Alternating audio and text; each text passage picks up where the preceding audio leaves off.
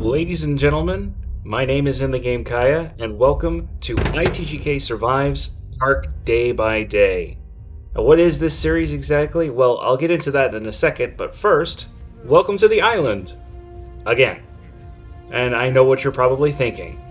Why are you starting on the island again? Didn't you already do this? Are you obsessed with the island? And the answer to that question is yes. Yes, I am. But that's not important right now. What really matters is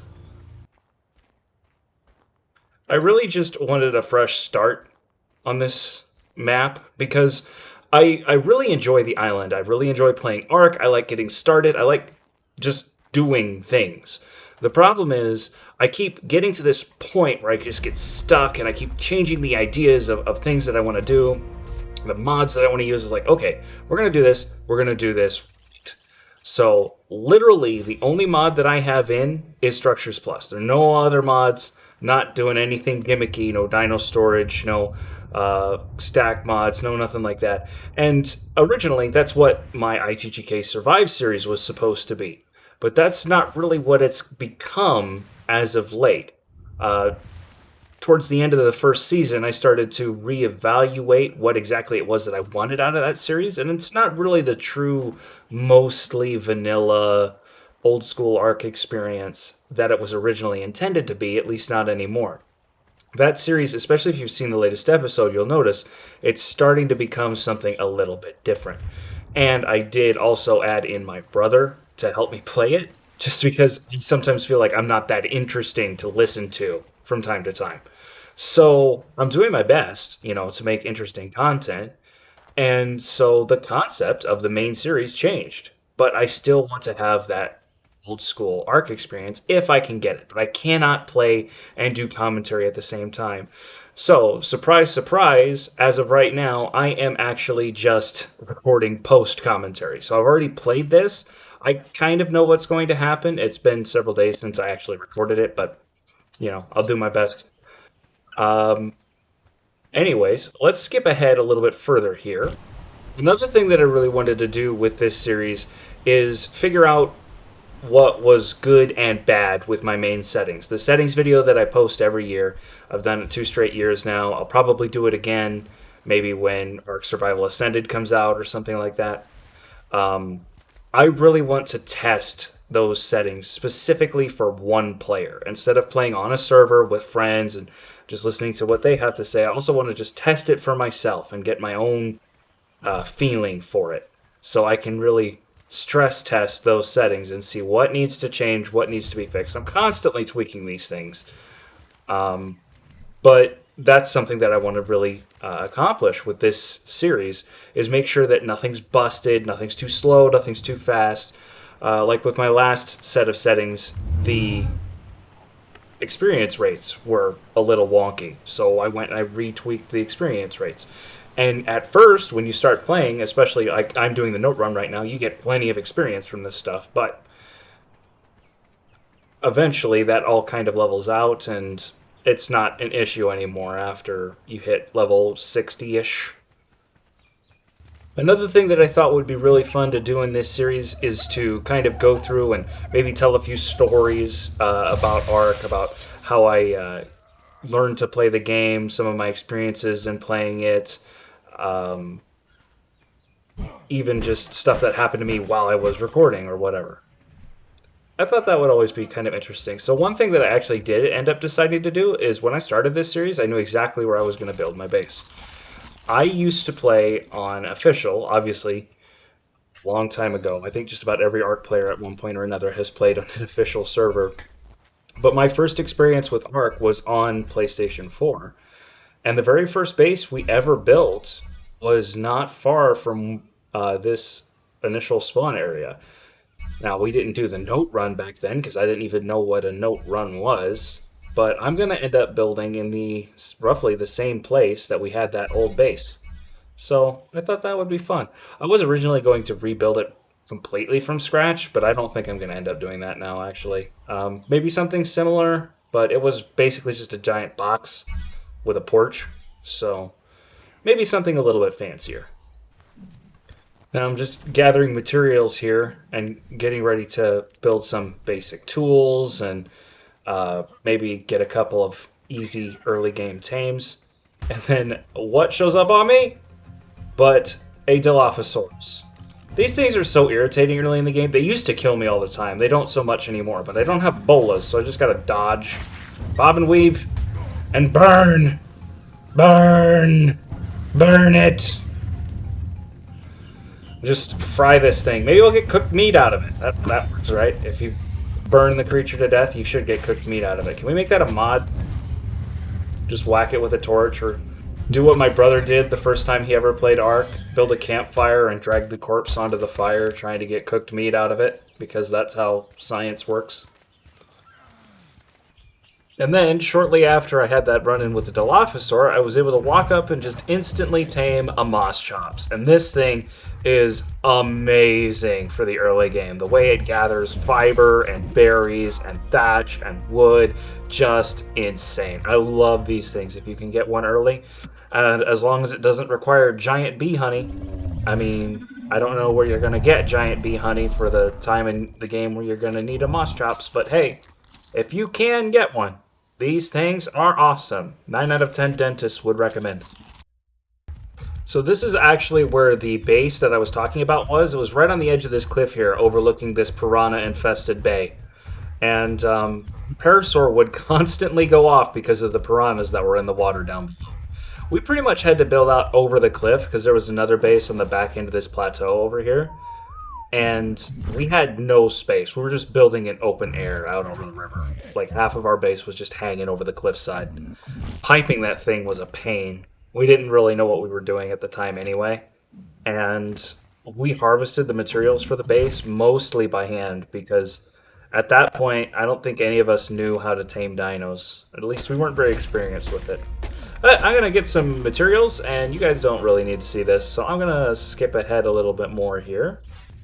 Okay, so I died, and I wish I could tell you that it happened in some epic fashion, but it was just a Titanoboa, and I was learning engrams and didn't realize I was being bit in the ankle, so I just went to sleep and died.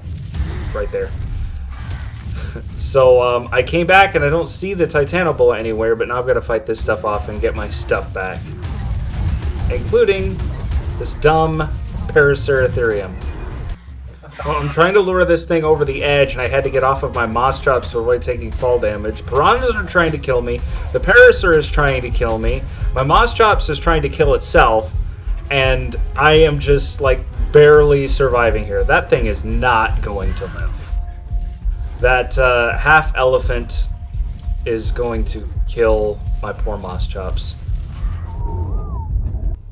Figures. Snakes, dillos, giant man-eating elephants. What do I die to? A pigeon. Alright. Take 3, I guess. Hey. Oh. Well, this is why I don't name my tames early in the game. Now I gotta figure out how to get my stuff back.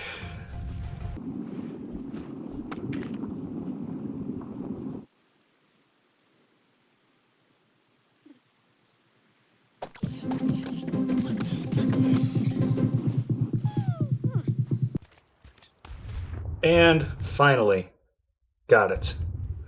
So, it only took me 4 lives, maybe 5, hang on. Gotta protect the land.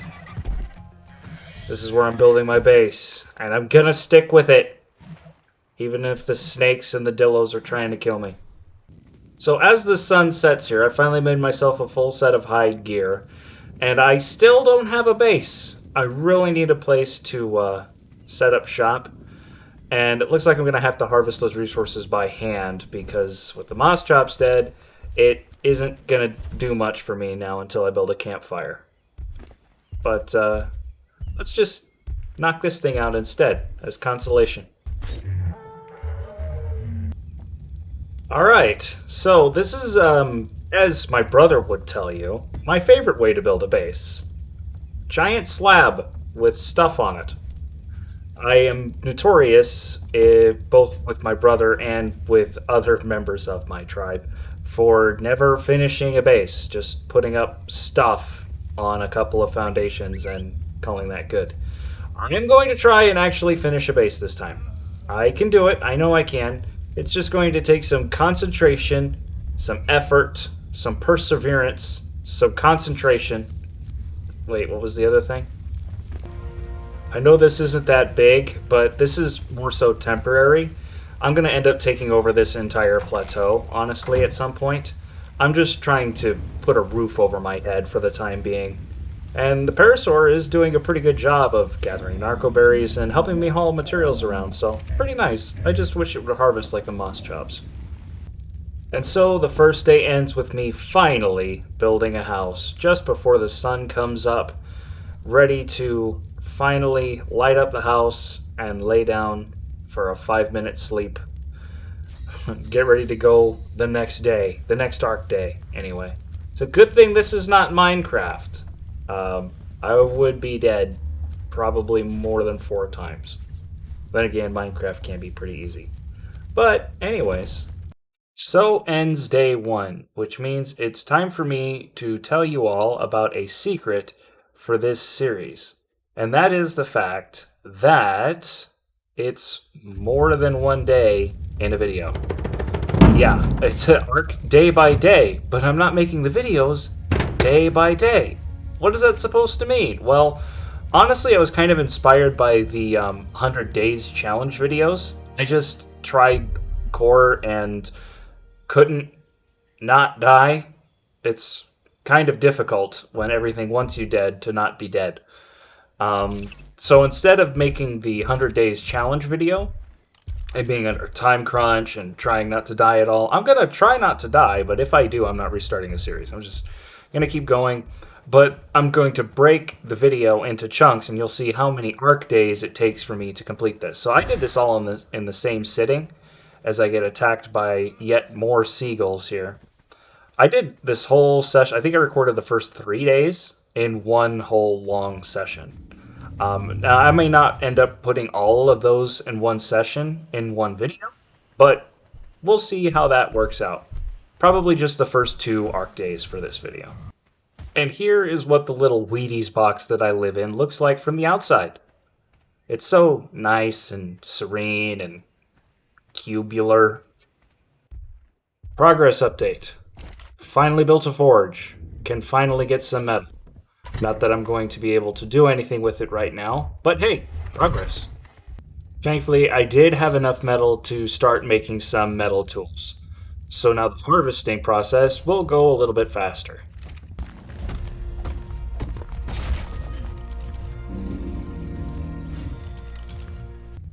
There's some more metal smelting. Now, what I would like to do for day 2 is get at least one more tame, maybe a couple. And if I could make that a Pteranodon, that would be amazing. Of course, we're going to need more metal than just that little bit, so it's important to always have at least like 6 refining forges, maybe 7. 7 seems to work pretty well for me. I usually go with about that many. And pro tip, catwalks. If you have a small base, catwalks work really nice. So as I was making my way down the beach, I noticed this lovely Pteranodon, and I was ready to knock it out. Decent level. I finally get it knocked out, and what happens to it? It unfortunately did not survive the taming process. I don't know what happened to it. Maybe a Dillo came up and ate it or something, but I wasn't able to tame it, so now I'm going to have to find a different one. Really sad, unfortunately. So we will settle for this one instead. Much, much lower level, but what are you going to do? Wings are wings, especially when they're buffalo wings. Of course, you can't have just one. It's important to have a collection of ridiculously low-level, nearly useless birds that you can simply throw at whatever problem you have. And while I was out, I also managed to get this. One dodo, level 5, really low level. But dodo eggs, I can use them for recipes or something. I won't use them for kibble. They're like gray kibble is just useless. Once you get to blue or purple, sure, but Gray, no, no, it's not worth it. And while I was out, just before sunset, I decided to tame something with teeth. Granted, Dilophosaur pretty much qualifies as partial dentures, but we'll go with it. We'll go with it. It's better than what I had, which was nothing. So it's at least something. And of course, it took me forever to walk home because Dilophosaurs really do not move. They are so slow. Again, at least it's something. So I picked the Pteranodon that had the best weight stat, put a saddle on it, emptied my inventory so it could barely hold me, and decided to fly over to the top of the nearby hill so that I could get some crystal. Want to make a spyglass, and this is honestly the easiest way to do it. It's the best place to get crystal this early in the game.